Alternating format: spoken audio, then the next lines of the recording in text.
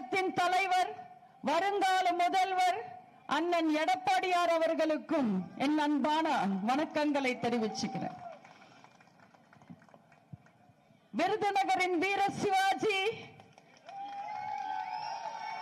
நம்ம அண்ணன் ராஜேந்திர பாலாஜி அவர்களுக்கு இந்த அருமையான வாய்ப்புக்கு நன்றி கூறி என் வணக்கங்களை தெரிவிச்சுக்கிறேன். விருதுநகரின் வேங்கை வேட்டைக்கு களம்பிடிச்சு திமுகவின் கூட்டணி கூட்டாரம் காலி ஆயிடுச்சு. நம்ம அண்ணன் முன்னால வந்து நின்னாலே போதும், முன்னால ஓட்டு வந்து விழும் தன்னால. நம்ம அண்ணன் இருக்கும் போது நமக்கு என்ன பயம்? வெற்றி நிச்சயம்.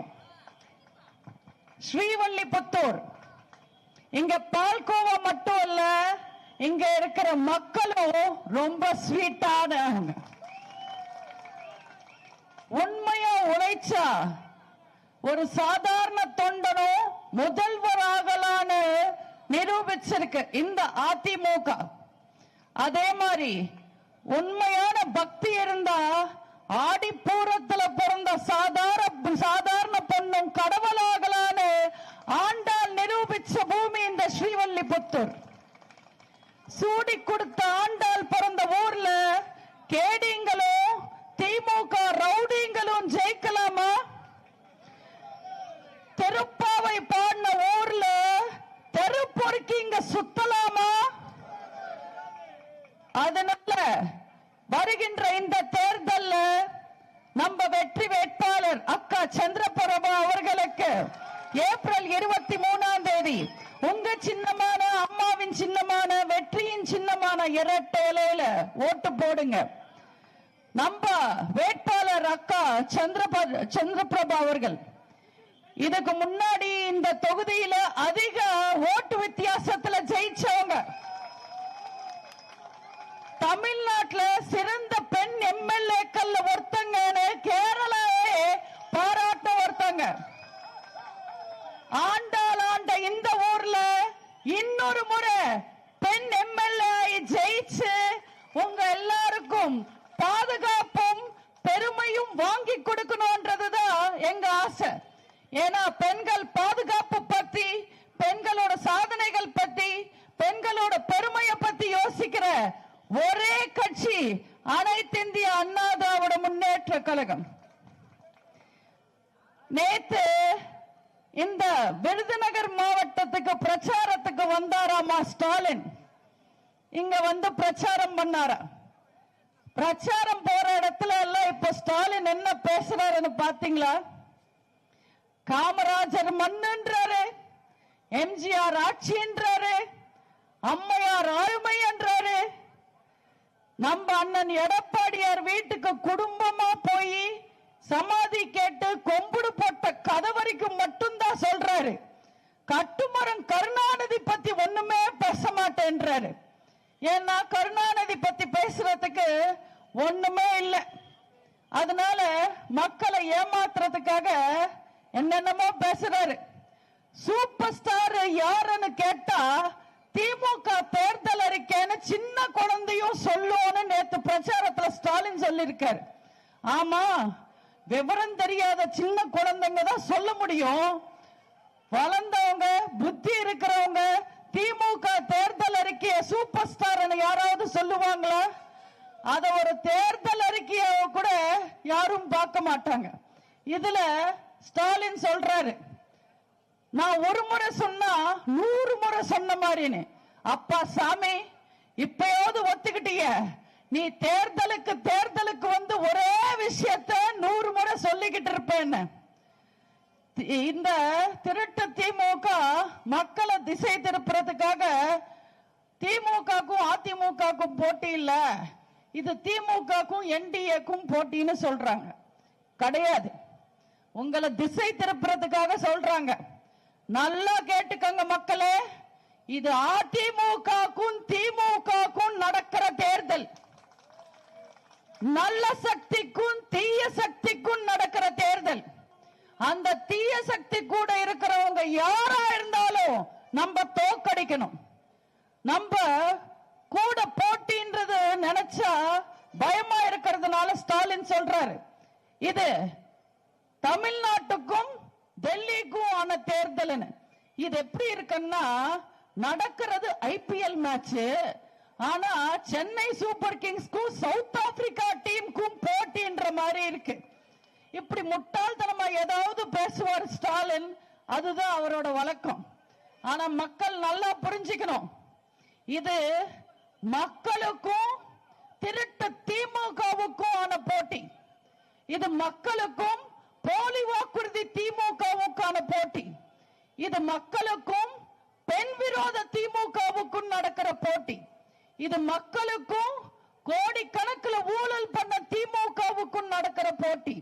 இது மக்களுக்கும் சட்டம் ஒழுங்கு கெடுத்த திமுகவுக்கும் நடக்கிற போட்டி. இது மக்களுக்கும் வாரிசு ஆட்சி திமுகவுக்கும் நடக்கிற போட்டி. அதனால தயவு செஞ்சு திமுகவை நம்பாதீங்க. மக்கள் ஜெயிக்கணும்னா அதிமுக ஜெயிக்கணும். அதிமுக ஜெயிச்சா மக்கள் ஜெயிச்ச மாதிரி, திமுக ஜெயிச்சா அராஜகம் ஜெயிச்ச மாதிரி, அட்டகாசம் ஜெயிச்ச மாதிரி, அட்டூழியம் ஜெயிச்ச மாதிரி. அதனால திமுகவை நம்பாதீங்க. தமிழ்நாடு ஜெயிக்கணும்னா, தமிழ்நாட்டு மக்கள் ஜெயிக்கணும்னா இந்த தேர்தல்ல அதிமுக ஆட்சிக்கு வரணும், அம்மா ஆட்சிக்கு வரணும். அம்மா ஆட்சி மீண்டும் தமிழ்நாட்டில் மலரணும். நம்ம எல்லாரும் ரொம்ப ஈஸியா வரோம், பேசுறோம். திமுக தலைவர்களை திட்டினா பரவாயில்ல, அவங்க கீழே இருக்கிற சூடு சொர்ணம் இல்லாத திமுக காரங்களையும் திட்டணும். ஆனா உண்மையில சொல்லணும்னா திமுக காரங்க ரொம்ப பாவம். நம்ம கொத்தடுமைங்க, ஊபிஸ்ன்னு ஈஸியா சொல்லிடுறோம். ஆனா ஒரு திமுக காரனா வாழ்றது ரொம்ப ரொம்ப கஷ்டம். ஏன்னா திமுக காரன கூட்டணி கட்சிக்காரன் துப்புவான், காரி துப்புவான். சொந்த கட்சிக்காரன் காரி துப்புவான், எதிர்கட்சிக்காரன் காரி துப்புவான். அதிமுக இருந்து வந்த கட்சிக்காரங்க எல்லாம் காரி துப்புவாங்க. நேத்து வந்தவன் எல்லாம் அமைச்சர் ஆயிட்டா, 50 வருஷமா கொத்தடிமையா இருக்க என்ன புடுங்கன்னு வீட்டுல இருக்கிறவங்க எல்லாம் காரி துப்புவாங்க. கருணாநிதி, கனிமொழி, ஸ்டாலின், அழகிரி, உதயநிதி, இன்பநிதி வரைக்கும் கடன் வாங்கி போஸ்டர் ஒற்றியான்னு கூட இருக்கிற நண்பர்கள் எல்லாம் காரி துப்புவாங்க. நீட்ட ஒழிக்கிறேன்னு சொன்னீங்களே, எப்ப ரத்து பண்ணுவீங்கன்னு பெத்த பசங்க எல்லாம் காரி துப்புவாங்க. என்னைக்கோ ஒரு நாள் திமுக காரனுக்கு ரோஷம் வந்து அறிவாலயத்துக்கு போய் கேள்வி கேட்டா அங்க திமுக தலைவர்களும் காரி துப்புவாங்க. இதுதான் அவங்களோட வாழ்க்கை. ஒரு திமுக காரனா இருக்கிறத விட ஏதாவது ஒரு மென்டல் ஹாஸ்பிட்டலுக்கு போய் பைத்தியக்காரனா சேர்ந்துடுறது நல்லது. இந்த தேர்தல்ல திமுக மக்களை ஏமாத்துறதுக்காக எத்தனையோ போலி விளம்பரங்களையும் பொய்யான வாக்குறுதிகளையும் தூக்கிட்டு வராங்க. போன தேர்தல்ல திமுக வந்தாங்க, எத்தனையோ தேர்தல் வாக்குறுதிகளை தந்தாங்க. ஸ்ரீவில்லிபுத்தூர் மக்கள் ரொம்ப தெளிவான மக்கள்.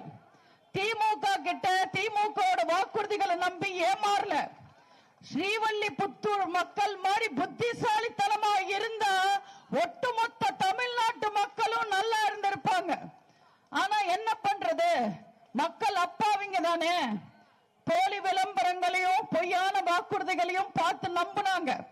5 வருஷம் இந்த திருட்டு திமுக ஆட்சியில கொடுமைகள் அனுபவிச்சதுக்கு அப்புறம் தான் இப்ப மக்களுக்கு புரியுது.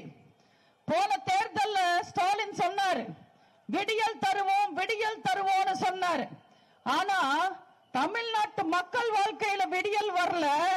ஸ்டாலின் குடும்பத்தோட வாழ்க்கையில தான் விடியல் வந்திருக்கு.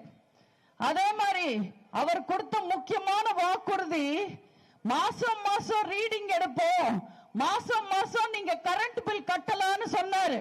ஆனா ஸ்டாலின் செஞ்சாரா?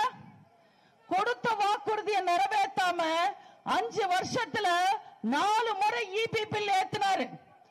மக்களுக்கு எதுவுமே பண்ணல. இன்னைக்கு திமுக ஆட்சியில இருக்குன்னா அது தமிழ்நாட்டு பெண்கள் போட்ட பிச்சை. தமிழ்நாட்டு பெண்களை ஏமாத்தி ஆட்சிக்கு வந்தாரு. ஸ்டாலின் தமிழ்நாட்டு பெண்களுக்கு உதவித்தொகை 1000 ரூபாய் தருவோம்னு சொன்னாரு.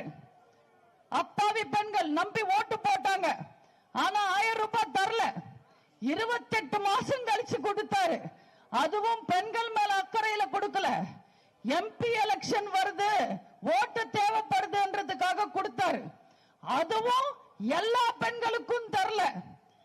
தகுதியான குடும்ப தலைவிகளுக்கு மட்டுமே கொடுத்தாங்க. தெரியாம தான் கேக்குற, அடுத்தவன் பொண்டாட்டிக்கு தகுதி இருக்கா இல்லையான்னு சொல்றதுக்கு ஸ்டாலின் யாரு? எல்லாருக்கும் கொடுக்கணும்ல. இந்த முறையும் வராங்க. முக்கியமா பெண்களை ஏமாத்துறதுக்காக வராங்க. 8000 ரூபாய்க்கு கூப்பன் தருவாங்களா? கூப்பன் திமுக கொடுக்கிற கூப்பன் எப்படி இருக்கும்னு ஸ்ரீவல்லிபுத்தூர் மக்களுக்கு நான் சொல்ல தேவையில்லை. திமுக கொடுக்கிற கூப்பன், அந்த 8000 ரூபாய் கூப்பன் வச்சுக்கிட்டு பெண்கள் எல்லாரும் கடைக்கு போய் AC, fridge, washing machine, mixie, grinder எல்லாமே வாங்கிக்கணும்னு ஸ்டாலின் சொல்றாரு. இன்னைக்கு இந்த திருட்டு திமுக ஆட்சியில இருக்கிற விலைவாசிக்கு இதெல்லாமே உங்களால வாங்க முடியுமாமா? 8000 ரூபாய்க்கு வருமா? அதுவும் 8000 ரூபாய் கூப்பனுக்கு வருமா? திமுக கொடுக்கிற கூப்பன் எப்படி இருக்கும் தெரியுமா? இந்த ஆடி தள்ளுபடிக்கெல்லாம் துணி கடையில தருவாங்க ஒரு கூப்பன், அந்த மாதிரி இருக்கும். கொட்டை கொட்டையா மேல 8000 எழுதி இருக்கும், கீழே சின்ன எழுத்துல எழுதிருப்பாங்க, நிறைய கண்டிஷன் எழுதிருப்பாங்க. நீங்க 50,000 ரூபாய்க்கு செலவு பண்ணா இந்த 8000 ரூபாய் கூப்பன் செல்லும்னு சொல்லுவாங்க. இந்த கூப்பன் சாயம் போகாம இருந்தா செல்லும்னுவாங்க. இந்த கூப்பன் கிளியாம இருந்தா செல்லும்னுவாங்க. இந்த கூப்பன் நீங்க மடிச்சு வைக்காம இருந்தா செல்லும்னுவாங்க. 2031 வரைக்கும் திமுக ஆட்சியில இருந்தா செல்லும்னுவாங்க. எல்லாத்துக்கும் மேல தகுதியான உங்க கையில இந்த கூப்பன் இருந்தா மட்டுமே செல்லும்னு சொல்லுவாங்க. வகை வகையா திமுக காரங்க ஏமாத்துவாங்க. தயவு செஞ்சு நம்பாதீங்க. இந்த திமுக தேர்தல் வந்தா போதும், அவங்க கூட்டணிக்காரங்க நிக்கட்டும், அவங்க நிக்கட்டும், மக்களை ஏமாத்துறதுக்காக பிரச்சாரத்துக்கு வருவாங்க. ஊர் ஊரா வருவாங்க, தெரு தெருவா வருவாங்க. எல்லாமே சொல்லுவாங்க, நாங்க நகை கடன், கல்வி கடன், பயிர் கடன், விவசாய கடன், பக்கத்து வீட்டு கடன், பால் கடன், காய்கறி கடன், காலை கடன் கூட ரத்து பண்ணுவோம்னு சொல்லுவாங்க. மக்களை ஏமாத்த பார்ப்பாங்க. ஆனா ஆட்சிக்கு வந்ததுக்கு அப்புறம் கடன் எல்லாமே தள்ளுபடி செய்ய மாட்டாங்க. கொடுத்த வாக்குறுதியை தள்ளுபடி செய்வாங்க. நீங்க எல்லாரும் போன முறை போட்ட மாதிரி இந்த முறையும் அம்மாக்கு ஓட்டு போடுங்க, அண்ணன் எடப்பாடியாருக்கு ஓட்டு போடுங்க, ரெட்டாலுக்கு ஓட்டு போடுங்க. இந்த முறை நிச்சயமா அம்மாவோட ஆட்சி, அண்ணன் எடப்பாடியாரோட ஆட்சி தமிழ்நாட்டில் வரப்போகுது. நம்ம ஆட்சிக்கு வந்த உடனே நாங்க திமுகவை தள்ளுபடி செய்வோம். நீங்க எல்லாரும் நல்லா இருக்கலாம். தமிழ்நாட்டு மக்களுக்காக உங்களோட தேவைகளை தெரிஞ்சு அறிஞ்சு புரிஞ்சு நம்ம அண்ணன் எடப்பாடியார் மகத்தான திட்டங்களை கொண்டு வந்திருக்காங்க. 297 திட்டங்கள், தாய்மார்களுக்காக ஸ்பெஷல் திட்டங்கள், விலையில்லா கேஸ் திட்டம், வருஷத்துக்கு 3 சிலிண்டர் உங்க வீடு தேடி வரும்.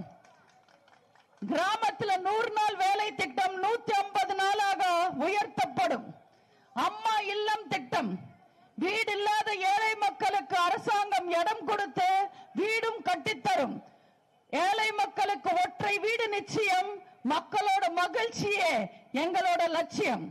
படிச்ச பசங்க வேலை கிடைக்காம மனுவர்த்தத்துல தவறான வழியில போயிடக்கூடாதுன்றதுக்காக கல்லூரி முடிச்சு வேலைக்காக காத்திருக்கிற மாணவர்களுக்கு மாசம் 2000, +2 முடிச்சு வேலைக்காக காத்திருக்கிற மாணவர்களுக்கு 1000 ரூபாயும் வழங்கப்படும்.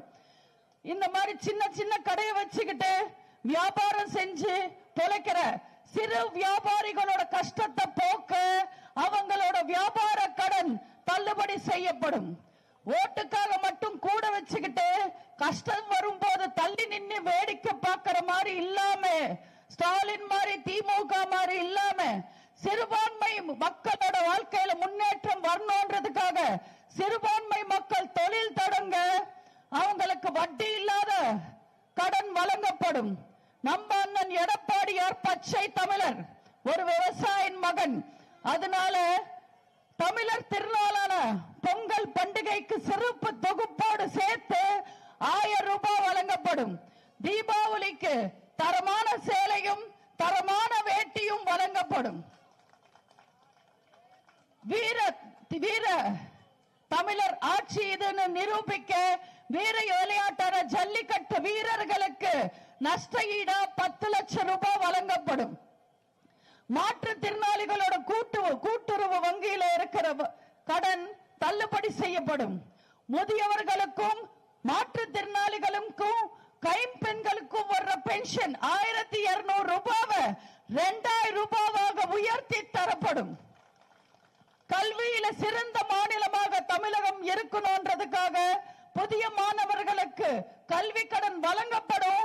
பழைய கல்வி கடன் ரத்து செய்யப்படும். இந்த உதயசூரியன் ஆட்சியில தமிழக பெண்கள் இருட்டுல மட்டுமே தான் வாழ்றாங்க. உங்க வாழ்க்கையில வெளிச்சம் வரணும்ன்றதுக்காக குலவிளக்கு திட்டத்துக்கு கீழே இனிமே பெண்களுக்கு மாசம் மாசம் 2000 ரூபாய் வழங்கப்படும். இந்த 5 வருஷ திமுக ஆட்சி காலத்துல மக்கள் எவ்வளவோ கஷ்டப்பட்டாங்க. வரியெல்லாம் ஏறி போச்சு, விலையெல்லாம் ஏறி போச்சு. மக்களோட சந்தோஷத்துக்காக மகிழ்ச்சிக்காக அண்ணன் எடப்பாடியார் முதல்வரான உடனே ஒவ்வொரு குடும்பத்துக்கும் 10,000 ரூபாய் வழங்கப்படும். பெண்களுக்கு இன்ப அதிர்ச்சியா ஒவ்வொரு குடும்பத்துக்கும் ஃப்ரிட்ஜ் வழங்கப்படும். பெண்களோட பாதுகாப்புக்காக பெண்களோட வாழ்க்கை முன்னேறணும்ன்றதுக்காக 5 லட்சம் ஸ்கூட்டர் வழங்கப்படும். ஒவ்வொரு ஸ்கூட்டருக்கும் 25,000 ரூபாய் மானியம் வழங்கப்படும். அரசு பள்ளி மாணவர்களோட மருத்துவ கனவு நினைவாக்க 7.5% இடஒதுக்கீடு கொண்டு வந்தவர் அண்ணன் எடப்பாடியார் அவர்கள். அந்த இடஒதுக்கீடு 10% உயர்த்தி தரப்படும். இன்னும் எத்தனையோ திட்டங்கள் மாணவர்களுக்காக, மீனவர்களுக்காக, விவசாயிகளுக்காக, பெண்களுக்காக, முதியவர்களுக்காக, உங்களுக்காகவே 297 திட்டங்கள் கொண்டு வந்திருக்காங்க நம்ம அண்ணன் எடப்பாடியார் அவர்கள். ஏன்னா இது மக்களால் நான், மக்களுக்காகவே நான் வாழ்ந்த அம்மாவோட அதிமுக. தமிழ்நாடு மீண்டும் அமைதி பூங்காவாக மாறணும்னா நீங்க எல்லாரும் ரெட்டேலைக்கு ஓட்டு போடணும். அம்மாவை நம்புனா ஆண்டவனை நம்புற மாதிரி நிச்சயமா நம்ம எல்லாரும் நல்லா இருப்போம். நான் சத்தியமா நினைக்கிறேன், ஸ்ரீவல்லிபுத்தூர் மக்கள் மாதிரி புத்திசாலி மக்கள் 234 தொகுதியிலையும் இருந்தா அம்மாவோட ஆட்சி அட்டகாசமாக அமையும். ஆனாலும் என்னோட பங்குக்கு நிச்சயமா நான் சொல்லணும், யாராவது 1-2 பேர் இருப்பாங்கல்ல மாறி யோசிக்கிறவங்க, ஏமாறுறவங்க, அவங்களுக்காக சொல்றேன். தயவு செஞ்சு ஞாபகம் வச்சுக்கோங்க. நான் இவ்வளவு நேரம் பேசினது மறந்தாலும் பரவாயில்ல, இந்த 2 வரி ஞாபகம் வச்சுக்கோங்க. உங்க வீட்டுக்கு வர திருடனை கூட நம்பலாம், ஆனா திமுக காரனை நம்ப கூடாது.